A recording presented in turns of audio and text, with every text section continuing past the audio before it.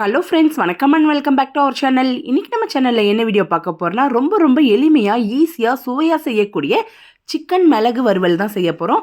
வாங்க இந்த சிக்கன் மிளகு வறுவல் எவ்வளோ சூப்பராக ஈஸியாக செய்யலான்றதை இந்த வீடியோவில் பார்க்கலாம்.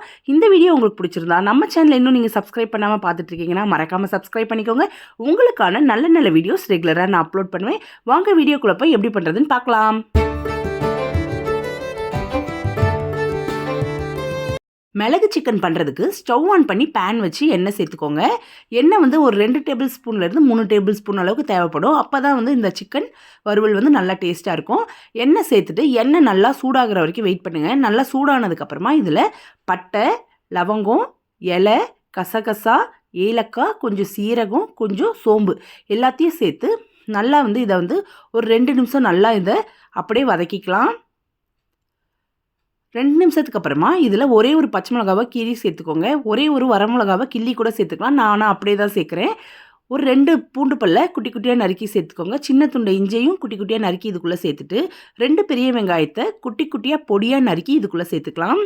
சேர்த்துட்டு நல்லா இந்த வெங்காயத்தை வதக்கிக்கோங்க. நான் வந்து இப்போ உப்பு சேர்க்கலை, கொஞ்சம் நேரம் கழித்து தான் சேர்க்க போகிறேன். நீங்கள் விருப்பப்பட்டீங்கன்னா இப்போயே கூட உப்பு சேர்த்து நம்ம வதக்க ஆரம்பிச்சிடலாம். நல்லா இந்த வெங்காயம் வந்து லைட்டாக நிறம் மாதிரி வரணும். நான் வந்து ஒரு 1/2 கிலோ சிக்கனை வாங்கி நல்லா சுத்தம் பண்ணி இந்த மாதிரி கட் பண்ணி எடுத்து வச்சுருக்கேன்.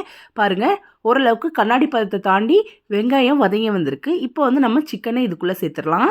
சிக்கன் எல்லாத்தையும் சேர்த்ததுக்கப்புறமா நம்ம வந்து இந்த சிக்கனுக்கு எந்த அளவுக்கு உப்பு தேவையோ அந்த அளவுக்கு உப்பு சேர்த்துக்கலாம். உப்பு சேர்த்துட்டு ஒரு சிட்டிகை அளவுக்கு மஞ்சள்தூளும் சேர்த்துக்கோங்க. சேர்த்துட்டு நல்லா இதை வந்து எல்லா பக்கமும் இந்த உப்பு படுற மாதிரி நல்லா பெரட்டி விட்டுக்கலாம். நல்லா இதை வதக்கணும். நல்லா கிண்டி இதை வந்து ஒரு மூடி போட்டு வைக்கலாம். பாருங்கள், நல்லா கலந்த உடனே இது வந்து நல்லா மஞ்சத்தூள்லாம் சேர்த்த உடனே இந்த கலரில் தான் இருக்குது பார்க்க.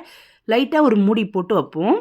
மூடி போட்டு வச்சா சிக்கன்லேருந்து வர தண்ணியிலேயே சிக்கன் வந்து நல்லா சூப்பராக சாஃப்டாக வெந்து வரும். பாருங்கள், சிக்கன் எந்த அளவுக்கு தண்ணி வந்து நல்லா வெந்திருக்குன்ட்டு. திரும்ப ஒரு முறை நல்லா கலந்து விட்டுட்டு திரும்பவும் நான் மூடி தான் வைக்க போகிறேன். இந்த மாதிரி மசாலா சேர்க்கறதுக்கு முன்னாடி நம்ம சிக்கன் வந்து நல்லா சாஃப்ட் ஆயிடுச்சுன்னா மசாலா சேர்த்து செய்யும் போது இன்னும் நல்லா சாஃப்டாக கிடைக்கும். பாருங்கள், நல்லா சூப்பராக ரெடி ஆயிருக்கு.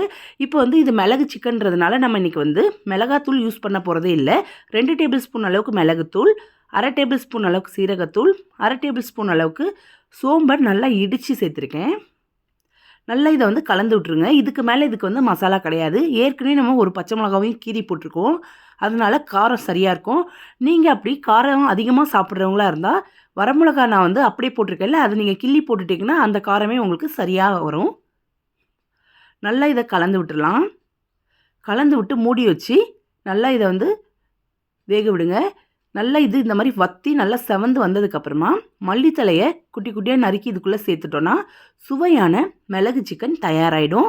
அவ்வளோதான். இது செய்ய ரொம்ப டைம் ஆகாது. நம்ம இனிஷியலாகவே சிக்கனை நல்லா வேக வச்சதுனால மசாலா போட்டு கொஞ்ச நேரம் மட்டும் நல்லா வேக வச்சுருங்க. இந்த மாதிரி நான்ஸ்டிக்கில் பண்ணிங்கன்னா உங்களுக்கு வந்து செம்ம சூப்பராக அட்டகாசமாக கிடைக்கும். அடியில் பிடிக்காது. நல்லா எல்லா பக்கமும் நல்லா செவந்து ஒரே மாதிரி ஈவனாக வெந்து வந்துடும். சாப்பிட அவ்வளோ டேஸ்ட்டாக இருக்கும். இந்த மிளகு சிக்கன் வந்து எல்லாத்துக்குமே சைட் டிஷ்ஷாக செம்ம சூப்பராக இருக்கும். இன்றைக்கி வந்து எங்கள் வீட்டில் வந்து நாங்கள் ப்ரான் பிரியாணி தான் பண்ணியிருந்தோம். அதுக்கு தான் சைட் டிஷ்ஷாக இந்த மாதிரி பண்ணியிருந்தேன். ரசம் சாதம், சாம்பார் சாதம், தண்ணி சாம்பார் இந்த மாதிரி ஐட்டத்துக்குலாம் செம்ம சூப்பராக இருக்கும். கண்டிப்பாக உங்கள் வீட்டில் இதே முறையில் ட்ரை பண்ணி பாருங்கள். இந்த வீடியோ உங்களுக்கு பிடிச்சிருந்தா உங்கள் ஃப்ரெண்ட்ஸ் அண்ட் ஃபேமிலிக்கும் ஷேர் பண்ணுங்கள்.